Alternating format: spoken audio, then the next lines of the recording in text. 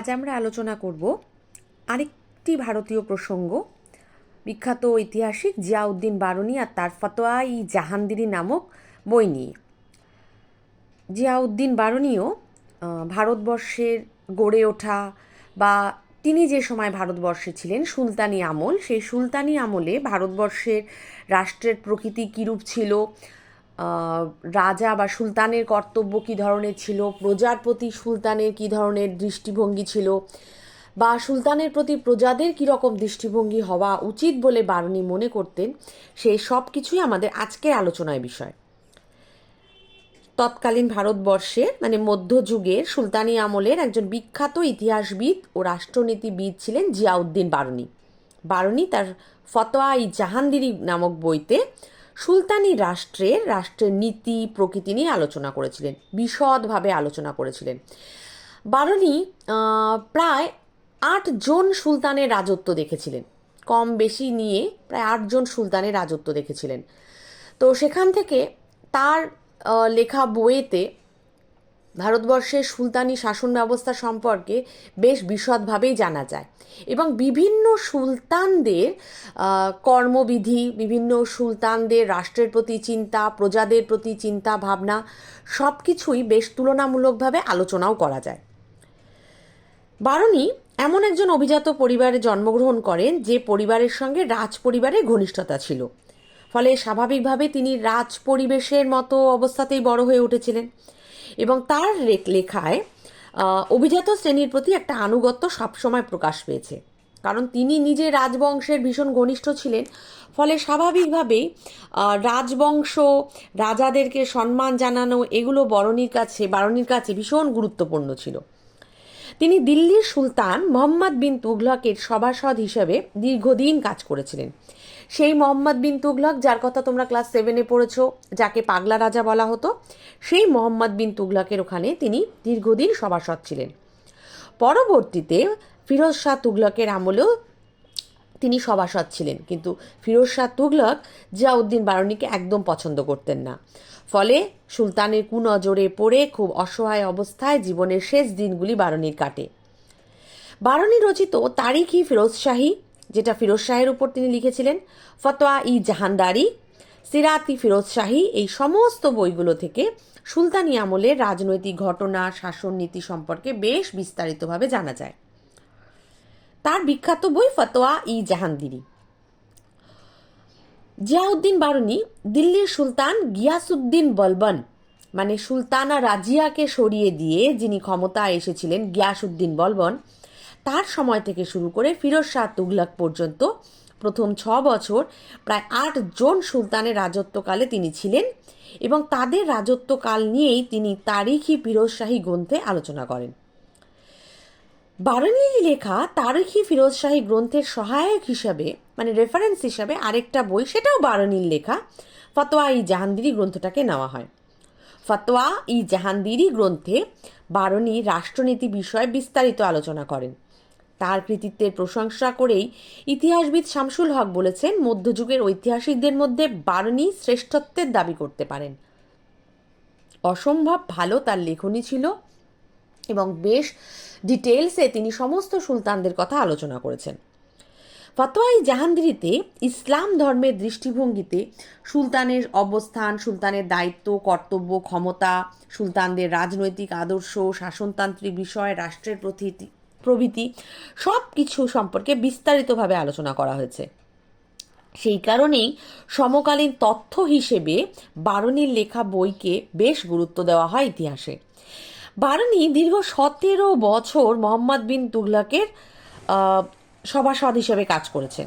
সেখানে তিনি বিভিন্ন সরকারি নথিপত্র প্রত্যক্ষভাবে দেখারও একটা সুযোগ পেয়েছেন। সেখান থেকেই তিনি তার বই লিখেছিলেন। সেই কারণেই বারুনির লেখা বইকে বেশ নির্ভরযোগ্য হিসাবে ধরে নেওয়া হয় ইতিহাসে। ফতোয়া-ই জাহাঙ্গীরিতে বারুনি সুলতানি যুগের ইসলাম আর রাজতন্ত্রের সম্পর্ক, রাজার কর্তব্য, সুলতানদের শাসননীতি, প্রজাদের কর্তব্য, ধর্মের সাথে রাজতন্ত্রের সম্পর্ক সব কিছু নিয়ে তিনি আলোচনা করেছেন। রাজতন্ত্র আর ইসলামের সম্পর্কে তিনি একটা শাসনতান্ত্রিক আলোচনাও করেছেন। বারনী তার ফতোয়াই জাহাঙ্গীরি গ্রন্থে ইসলাম ও রাজতন্ত্র নিয়ে আলোচনা করেছেন। রাজতন্ত্রের সঙ্গে ইসলামের সম্পর্ক মানে ধর্মের সম্পর্ক কিরূপ হওয়া উচিত, কেমন হলে রাজা ইসলামকে মেনে শাসন করতে পারেন, বা ধর্মের বিরুদ্ধে যদি কেউ যায় তার প্রতি রাজা কিরূপ মনোভাব রাখবেন, সেগুলোও আলোচনা করেছেন। রাজার কি কি দায়িত্ব কর্তব্য পালন করা উচিত, ধর্মকে মেনে কতটা রাজার চলা উচিত, দিল্লির সুলতানদের শাসননীতি কেমন হওয়া উচিত, সব কিছু তিনি বিস্তারিত আলোচনা করেছেন। সুলতানি শাসনের প্রকৃতি কেমন হবে, তার স্বরূপ কেমন হবে, সেগুলো নিয়েও তিনি আলোচনা করেছেন। তিনি দাস বংশ থেকে শুরু করে তুঘলক বংশ পর্যন্ত সমস্ত ধরনের সুলতানদের শাসনতান্ত্রিক নিয়ম নীতি নিয়ে আলোচনা করেছেন। দাস বংশ মানে সেই কুতুবুদ্দিন আইবক, ইলতুৎমিশ, সুলতানা রাজিয়া থেকে শুরু করে বলবন, তারপর ধরো মোহাম্মদ বিন তুগলক, ফিরোজ শাহ তুগলক, সবাইকে নিয়ে তিনি আলোচনা করেছেন এবং বিশদে আলোচনা করেছেন। যদিও ব্যক্তিগত জীবনে ভীষণই একজন গোঁড়া মুসলমান ছিলেন বারনী, ফলে তার লেখা বইতে বা তার রাষ্ট্রনীতিতে ভীষণভাবে ইসলামের একটা প্রভাব থাকবে, এটা বুঝে নেওয়াই যায়। স্বাভাবিকভাবে তিনি সুলতানি শাসকদের রাজকার্য ব্যাখ্যা করতে গিয়ে নিজের ধর্মীয় ধ্যান ধারণায় প্রয়োগ করেছেন বেশি। তিনি ইতিহাস গ্রন্থ এবং হাদিসকে সমপর্যায়ের বলেই মনে করতেন। তার মতে রাজনীতি ধর্ম দুই ছিল সহোদর ভাই, মানে দুজনেই দুই ভাই। তাই সুলতানের উচিত ইসলামীয় ঐতিহ্য ধর্মীয় রীতিনীতি মেনেই রাজনৈতিক ক্ষমতা প্রয়োগ করা। এখানেই কৌটিল্যর সাথে বারনীর কিন্তু একটা পার্থক্য রয়েছে। কৌটিল্য কিন্তু কখনোই রাজাকে ধর্মান্ধ হতে বলেননি। তিনি বলেছেন ধর্মের লোক যদি অন্যায় করে থাকে তাহলে তাকেও শাস্তি দিতে হবে। ধর্মীয় মানুষদের কথা রাজা শুনবেন, কিন্তু কখনোই সেটা মেনে চলতে রাজা বাধ্য নন। কিন্তু বারনীর মত অনুযায়ী সুলতানকে সবসময় ইসলামের ধর্মের নির্দেশ মেনেই চলতে হবে। এই বিষয়ে অভিজ্ঞ বিচক্ষণ লোকের পরামর্শ নেওয়া সুলতানের অবশ্য কর্তব্য বলেও বারনী মনে করতেন। মানে ধর্মীয় নীতি মেনে ইসলাম ধর্মকে মেনেই সুলতানকে চলতে হবে, ধর্মের ওপরে কখনোই সুলতান যাবেন না। ইসলামী ঐতিহ্য রীতিনীতিকে সুপ্রতিষ্ঠিত করার জন্যই সুলতানের হাতে সর্বাত্মক মানে সবচেয়ে বেশি রাষ্ট্রীয় ক্ষমতা দেওয়া উচিত বলেই বারনী বিশ্বাস করতেন। ফতোয়ায়ে জাহাঙ্গীরিতে রাষ্ট্রনীতি নিয়েও বারনী নানা ধরনের বিশ্লেষণ করেছেন, কিন্তু সব কিছুই ধর্ম নির্ভর। ইতিহাসের বিষয়বস্তু বিশ্লেষণ, ইতিহাস দর্শন চিন্তায় তিনি ছিলেন সুলতানি যুগের শ্রেষ্ঠ ঐতিহাসিক। অধ্যাপক ইরফান হাবিব মধ্যযুগের একজন বিখ্যাত ঐতিহাসিক। তার মতে বারনী ইতিহাসকে শুধু ঘটনার বিবরণের মধ্যে আবদ্ধ রাখেননি, তিনি ইতিহাসকে সমাজের আয়না হিসেবে তুলে ধরার চেষ্টা করেছেন। ইরফান হাবিবের মতে বারনীর লেখা ফতোয়ায়ে জাহাঙ্গীরি সুলতানি যুগের রাষ্ট্রনীতি শাসননীতির ওপরে সবচেয়ে গুরুত্বপূর্ণ বই। রাষ্ট্রচিন্তা, অ্যারিস্টটলের মতবাদ, সমকালীন সুলতানদের শাসননীতি, ইসলামের আদর্শ, সুলতানি আমলের রাষ্ট্রনীতি সমস্ত কিছু নিয়েই ফতোয়ায়ে জাহাঙ্গীরিতে রচনা রয়েছে বারনীর। রাষ্ট্রের প্রকৃতি সম্পর্কে বারনী নির্ধারিত কিছু তথ্য তুলে ধরেছেন। যেরকম কৌটিল্য রাজার কর্তব্য রাষ্ট্রের কর্তব্য সম্পর্কে আলোচনা করেছেন, ঠিক একই রকমভাবে বারনীও কিন্তু সুলতানের কর্তব্য নিয়ে আলোচনা করেছেন। পার্থক্য একটাই, কৌটিল্য চেয়েছিলেন রাজার সবসময় নিরপেক্ষ হবে, ধর্ম নিরপেক্ষ, জাতি বর্ণ নিরপেক্ষ, কিন্তু বারনী সবসময় চেয়েছেন সুলতান যেন ধর্মকে মেনেই চলেন, ধর্মের ওপরে যেন কখনোই না যান। সেই কারণেই সুলতানের কর্তব্যের মধ্যে প্রথম যে কর্তব্যটা বারনী ভেবেছেন সেটা ছিলই ধর্মীয় কর্তব্য। বারনীর রাষ্ট্রভাবনার মধ্যে তিনটে বিষয় ভীষণভাবে দেখা যায়। বংশকৌলিন্যের ওপর যোগ গুরুত্ব, মানে উচ্চ বংশের মানুষ হতে হবে সুলতানকে। রাষ্ট্রের কর্তব্য সামাজিক স্থিতাবস্থা ভারসাম্য রক্ষা করতে হবে। শরিয়ত বিরোধী মানে ইসলাম বিরোধী কোনো ঘটনা মোকাবিলার করার জন্য সুলতানকে শক্ত হতে হবে, মানে সুলতানকে সবসময় ধর্ম মেনে নিয়েই কাজ করতে হবে। বারনীর মতে সুলতানি আমলে ভারতীয় মুসলিমরা অনেক ক্ষেত্রেই ইসলামের মৌলিক আদর্শ থেকে সরে গিয়েছেন। মুসলিমদের মধ্যে ইসলামের আদর্শ ভাবধারা ভিড়িয়ে আনার উদ্দেশ্যে বারনী রাষ্ট্রশক্তির প্রয়োগ অর্থাৎ সুলতানের হস্তক্ষেপের প্রয়োজনীয়তার কথা বলেছেন। ইসলামের আদর্শ সুপ্রতিষ্ঠিত করার জন্য সুলতানের হাতে রাষ্ট্রের চূড়ান্ত কর্তৃত্ব থাকা উচিত বলেই বারনী মনে করতেন। মানে রাজা যদি কিছুটা স্বেচ্ছাচারী হয় তাতেও বারনী খুব একটা ভুল দেখেননি, যেটা কিন্তু কৌটিল্য কখনোই মনে করেননি। রাজার সবচেয়ে বেশি সর্বোচ্চ রাজকীয় মর্যাদা থাকবে, সর্বাত্মক ক্ষমতা রাজার হাতে থাকবে। আড়ম্বর গৌরব প্রকাশের মাধ্যমে সুলতানের ক্ষমতা সর্বাত্মক হতে হবে। রাজার সামনে সভাসদদের নতজানু হয়ে বসতে হবে। রাজার হস্ত এবং পদচুম্বন করতে হবে, যেটাকে সিজদা করা বলা হয়। এই ধরনের প্রথা তিনি চালু করাতে বিশ্বাসী ছিলেন, যাতে বোঝা যায় রাজা প্রজা নয় বা সাধারণ মানুষ নয়, অনেক ওপরের স্থানে রয়েছে। রাজা সর্বদা তার বিপুল ক্ষমতা, জাঁকজমকপূর্ণ জীবন মর্যাদার মাধ্যমে সাধারণ জনগণের মধ্যে দেখাবে, তবেই সাধারণ জনগণের সুলতানের প্রতি বা রাজার প্রতি একটা গুরুত্ব আসবে, একটা সম্ভ্রম শ্রদ্ধা আসবে।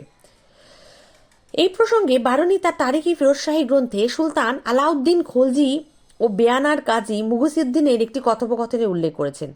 এই কথোপকথনে এক ব্যক্তি একদা কাজী মুগসিউদ্দিন সুলতান আলাউদ্দিন খলজিকে জানান যে সুলতানের কাজকর্ম অনেকটা সময় শরিয়াত মেনে সম্পন্ন হচ্ছে না, মানে ধর্ম অনুযায়ী চলছে না। আলাউদ্দিন খলজি তখন কাজী মুগসিউদ্দিনকে বলেন, কোনটি শরিয়তের বিধানসম্মত বা বিধানসম্মত নয় তা আমি জানি না। রাষ্ট্রের পক্ষে যা কল্যাণকর বা আপৎকালে যা জরুরি বলে আমি মনে করি, আমি তাই করি। সেক্ষেত্রে চূড়ান্ত বিচারের দিন আমার কি হবে সে কথাও আমি চিন্তা করি না। একজন আদর্শ সুলতানের বা রাজার কথা এরকমই হওয়া উচিত। সবসময় ধর্ম মেনে কিন্তু শাসন কার্য করা যায় না বা করা উচিতও না। সুলতানকে বা রাজাকে সবসময় ধর্মনিরপেক্ষ হতে হবে, তবেই সে তার সমস্ত প্রজাকে সন্তানের মতো দেখতে পারবে এবং তাদের যত্ন করতে পারবেন। কিন্তু বারনী তিনি তো চেয়েছিলেন সম্রাট সবসময় বংশ কল্যাণে বা যুক্তিতে সবসময় আগে থাকবেন। বারনীর মতে মানুষের শ্রদ্ধা লাভ করতে হবে সুলতানকে। উচ্চ পরাক্রমশালী রাজবংশের বংশধরেরাই এই ধরনের উচ্চ ধারণা প্রজাদের মধ্যে পোষণ করতে পারবেন। স্বাভাবিকভাবেই সাধারণ মানুষের শ্রদ্ধা আনুগত্য লাভ করে সবসময় বংশকল্যাণের দিকে যারা উঁচু স্থানে অবস্থান করছেন সেই সমস্ত রাজারাই। নিম্নবর্গের মুসলিমদের প্রতি ভীষণ ঘৃণার দৃষ্টি ছিল বারনীর। তিনি নিম্নবর্গের মানুষকে শিক্ষাদানের সমর্থনও করেননি। মোহাম্মদ বিন তুগলক যখন তার রাজপদে নাজবা, মানকা, শেখ এদের মতো নিম্নবর্গীয় মুসলিমদেরকে নিয়োগ করেছিলেন, সেটার প্রচণ্ড সমালোচনা করেছিলেন বারনী। তিনি আশরাফ নামে উচ্চবর্ণের এবং আজলাফ নামে নিম্নবর্গের মধ্যে একটা বিচ্ছিন্নতার কথা বলেছিলেন, যে কখনোই উঁচু আর নিম্নবর্গের মুসলিমদের মধ্যে মিল থাকা উচিত নয়। এছাড়াও তিনি আজরাল নামে এক নিম্ন শ্রেণীর মুসলিমের উল্লেখও করেছেন। মানে ভীষণভাবে ধর্মকেন্দ্রিক চিন্তাভাবনা ছিল তার, এবং ভীষণভাবে জাতপাতে বিশ্বাসী ছিলেন বারনী।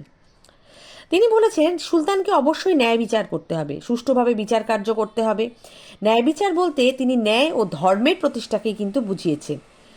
সমান অধিকার, তার মতে ঈশ্বরের রাজ্যে সকলের সমান অধিকার রয়েছে, এই অধিকার থেকে কেউ যেন বঞ্চিত না হয় সেটাও রাজাকে দেখতে হবে। জীবন সম্পত্তি রক্ষা করার দায়িত্বও সুলতানেরই হবে। প্রয়োজনে এই বিষয়ে রাজা বা সুলতান যদি কঠোর পদক্ষেপ নেন সেটাও সমর্থনযোগ্য। রাষ্ট্রীয় আইনের ক্ষেত্রেও তার পরিষ্কার ধারণা ছিল। তার মতে একজন শাসকের প্রধান উদ্দেশ্য হল ইসলামী আইন অর্থাৎ শরিয়তি আইন মেনে চলা। তবে গোঁড়া মুসলিম বারনী স্বীকার করেছেন যে ভারতের মতো রাষ্ট্র, যেখানে হিন্দুরাও রয়েছে, শিখরা রয়েছে, সতনামীরা রয়েছে, মুসলিমরা রয়েছে, এত ধর্মের মানুষ রয়েছে, সেখানে কঠোরভাবে শরিয়তি আইন কখনোই চালনা করা সম্ভব নয়। কারণ শরিয়তের বিধান এবং ভারতের বাস্তব পরিস্থিতির মধ্যে একটা বিশাল পার্থক্য রয়েছে। তাই এখানে জাওয়াবিত নামে নতুন রাষ্ট্রীয় আইন প্রণয়ন করতে হবে। তাছাড়া যুগের পরিবর্তনের সঙ্গে সঙ্গে শরিয়তের বিধানকেও যুগোপযোগী করে গড়ে তুলতে হবে বলেই বারনীর মত ছিল। তার কাছে রাজতন্ত্র মানে সেটা চরম রাজতন্ত্র, মানে রাজাই সর্বোচ্চ, তার মতামতকে সবাইকে মেনে চলতেই হবে। তিনি রাজতন্ত্রকে একটি বংশানুক্রমিক প্রতিষ্ঠান বলেই উল্লেখ করেছেন এবং রাজাকে সব ধরনের বন্ধন থেকে মুক্ত হয়ে চূড়ান্ত ক্ষমতার অধিকারী বলে ঘোষণা করেছেন। এই জন্য তিনি শাসককে জিলুল্লাহ বা ঈশ্বরের ছায়া বলতেও দ্বিধা করেননি। পারসিক রাজতন্ত্রের অনুকরণ করেই তিনি ভারতের সুলতানি শাসনকে চালানোর কথা বলেছিলেন। পারস্যের শাসানীয় রাজতন্ত্রের অনুকরণেই নতুন ধরনের রাজতন্ত্র গড়ে তুলতে চেয়েছিলেন। তার মতে পারস্যের সম্রাট ইসলামের আদর্শকে ভালোভাবে রক্ষা করেছেন। পারস্যের রাজতন্ত্রের জাঁকজমক, বিলাস বৈভব, মর্যাদা সব কিছু ইসলামী জগতে শ্রদ্ধা লাভ করেছে। এটাই তিনি ভারতের সুলতানি রাজবংশগুলোতে কায়েম করতে চেয়েছিলেন। বারনী শাসকের ঐশ্বরিক অধিকারকে সমর্থন করেছেন। তিনি বলেছেন ঈশ্বর চূড়ান্ত ক্ষমতার অধিকারী এবং তার রাজ্য আদর্শ রাজ্য। ঈশ্বর ইহজগতে কারো শাস্তি বিধান করেন, আবার কাউকে রাজ্য দিয়ে রাজা হিসেবে মনোনীত করেন। ইহজগতের রাজা এবং রাজ্য সম্পূর্ণভাবে ঈশ্বরের অধীন। ঈশ্বরের মত ছাড়া কোনোভাবেই কোনো সুলতান বা রাজা দেশ শাসন করতে পারবেন না। তিনি ইহজগতের রাজ্যকে 3টে ভাগে ভাগ করেছেন: নবী বা পয়গম্বরের রাজ্য, দ্বিতীয়ত পয়গম্বরের অনুসারী রাজ্য, আর 3 নম্বর নবী এবং পয়গম্বরের আদর্শ থেকে বিচ্যুত স্বৈরাচারী রাজতান্ত্রিক রাজ্য। বারনীর মতে প্রথম ধরনের অর্থাৎ নবী হজরত মোহাম্মদ এবং পরবর্তী 4জন যে খলিফা ছিলেন বা যাদেরকে খলিফায়ে রাশেদিন বলা হতো, তাদের শাসন রাজতন্ত্র ছিল না, ছিল ঈশ্বর দ্বারা নির্দেশিত সুনির্দিষ্ট ধরনের শাসন। দ্বিতীয় ধরনের রাষ্ট্র ঈশ্বরের ছত্রছায়াতে লালিত, কারণ এরা সবাই নবী পয়গম্বর এগুলোর ওপর বিশ্বাসী হয়ে, ধর্মের ওপর বিশ্বাসী হয়েই রাজত্ব করতেন। পরবর্তীতে আদম থেকে শুরু করে ফিরোজ শাহ তুগলকের আমল পর্যন্ত শাসন ছিল তৃতীয় ধরনের শাসন, যেখানে ঈশ্বরের ছায়া কম, রাজতন্ত্রই ছিল চূড়ান্ত। বারনী বলেছেন যে তৃতীয় শ্রেণীর এই রাজতান্ত্রিক রাষ্ট্রের শাসকদের উচিত প্রথম 2 শ্রেণীর শাসকদের অনুসরণ করা, মানে ধর্মকেন্দ্রিক শাসন ব্যবস্থা চালু করা। রাজতন্ত্রের ত্রুটি বিচ্যুতিগুলো উল্লেখ করে তিনি সংশোধনের পথও বের করেছিলেন।